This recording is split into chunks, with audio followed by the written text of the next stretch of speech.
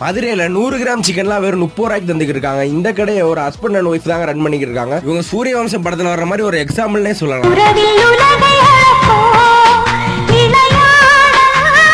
நீங்க நம்ம பேஜ் இன்னும் ஃபாலோ பண்ணாம இருந்தீங்கன்னா ஃபாலோ பண்ணிருங்க.